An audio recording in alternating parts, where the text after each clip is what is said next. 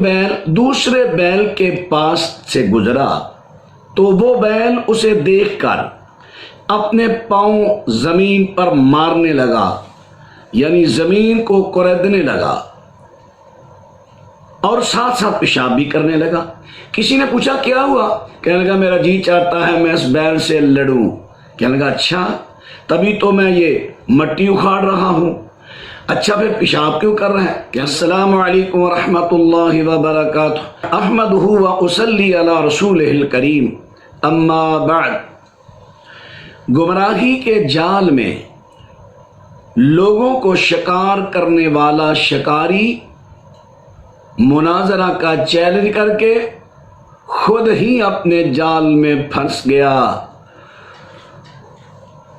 उलझा है पांव यार का जुल्फे दराज में, लो अपने ही दाम में सयाद आ गया है।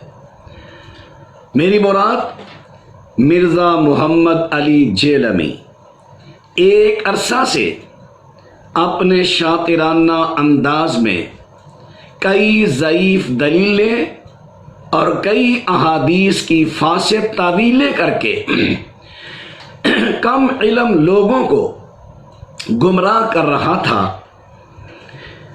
कि अहले हदीस अहले हक उलमाए किराम सहाबा को मानने वाले उलमाए किराम ने कई मर्तबा इसको मुनाजरा का चैलेंज किया और कई उलमा इसके शहर तक पहुंचे कि हम आ चुके हैं आजा मुनाजरा के लिए।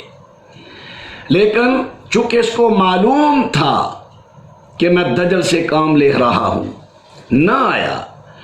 बिल आखिर उलमाए अहले हदीस ने इसका ताक़ुब शुरू किया, बिलखुसूस हजरत शेख हाफिज अबू यहया नूरपुरी हाफिज़हुल्लाह ताला।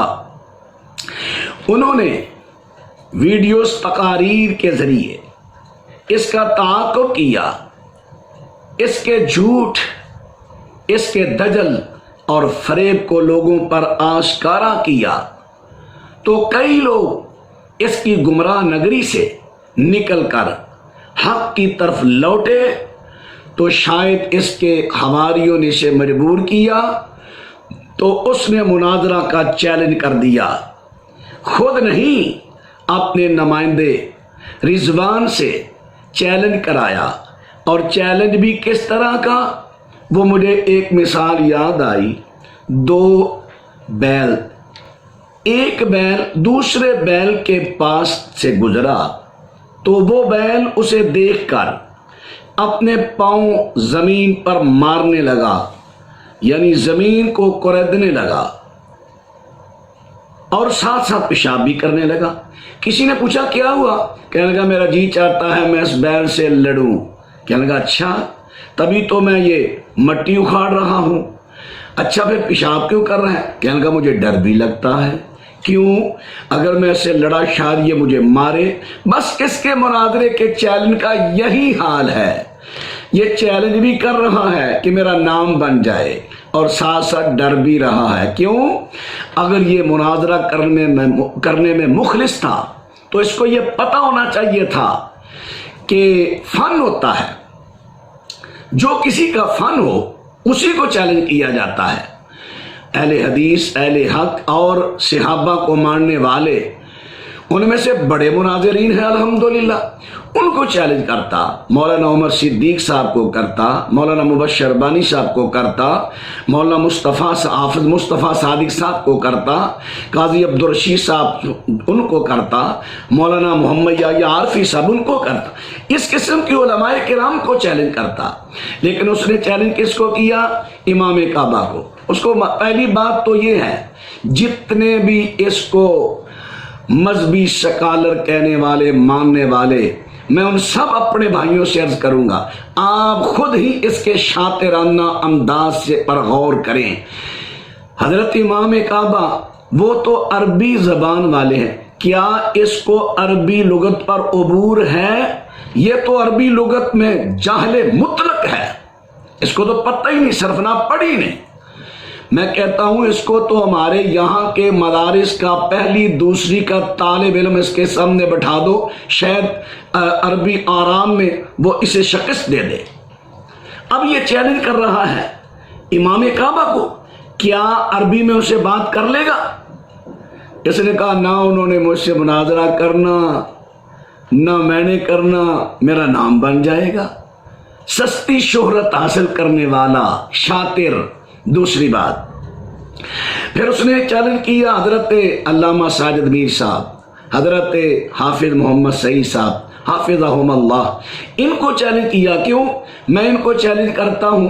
ان کا تو یہ فن ہی نہیں، وہ تو اپنی گناگو مصروفیات میں ہے، بہت زیادہ مصروفیات میں ہے، اس لیے میں ان کو چیلنج کرتا ہوں، وہ نہ آئیں گے نہ مناظرہ ہوگا تو میرے نمبر بن جائیں گے، میری شہرت ہو جائے گی۔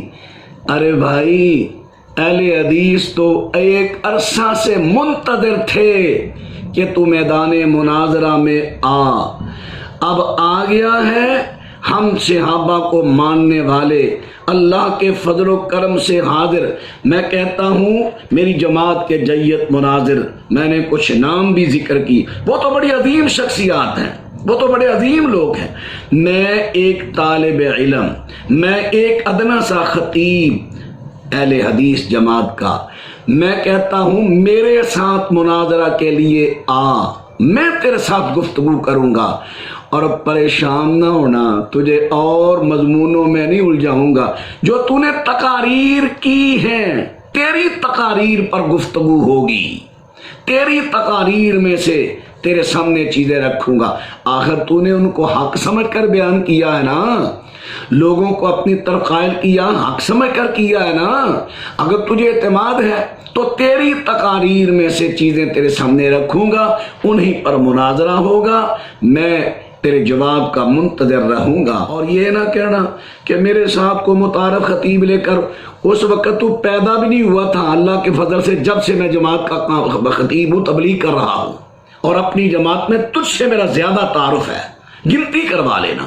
اس لیے یہ کسی کو بات سنا کر بات کو ٹالنے کی کوشش نہ کرنا، میں تیرے جواب کا منتظر رہوں گا۔ جماعت اہل حدیث کا ادنا سا خطیب محمد نواز چیمہ۔